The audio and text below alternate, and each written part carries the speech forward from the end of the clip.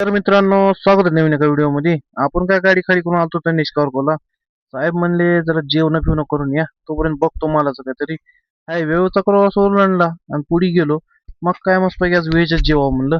जेवायला वगैरे सांगितलं होतं. जेवण काय एक नंबर होतं, बाकी काही विषय नाही.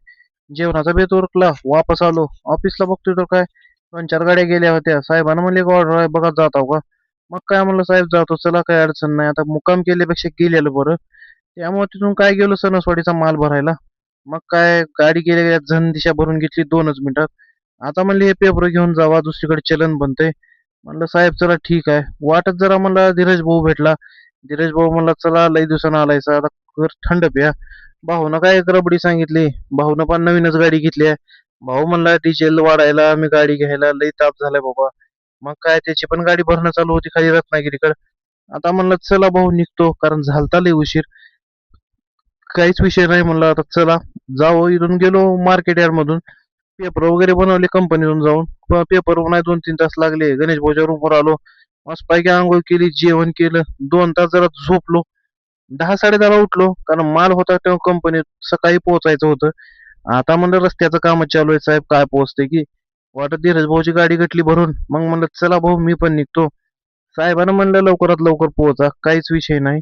आता लागलो हायवेला, आणि ह्या रोडला वाहतूक करणारे आपले सर्व मित्र परिवार रोज कसं टायमिंग डिलिव्हरी देत काय माहिती. इतके डायव्हर्जन आहेत ना रोडला. नवीन माणूस आला तर नक्कीच झुकायचा आणि नक्कीच जायचा कुण्यातरी खड्ड्यात. असले डायव्हर्जन पार करत करत लागलो एकदा चांगल्या हायवेला. किनी टोल नाका पास केला, मस्तपैकी एक चहा घेतला. पुढी मागे गाड्या लागल त्या, 10 मिनिट थांबलो, गाड्या निघाल्या. मग काय सनसन करीत म्हणलं आता निघाव हायवेने. हायवे बाकी पुढे मस्त नंबर 1 बनवलाय.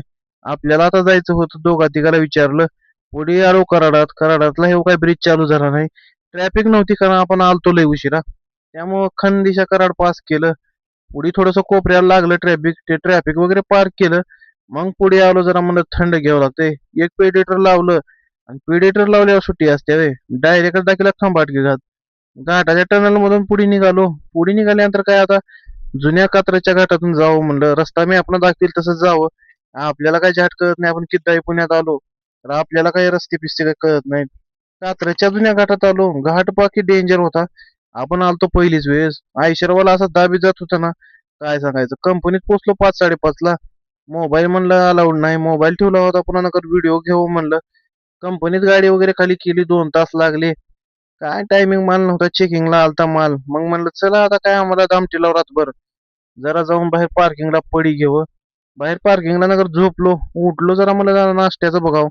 आता भेटू लवकरच नवीन एका व्हिडिओ.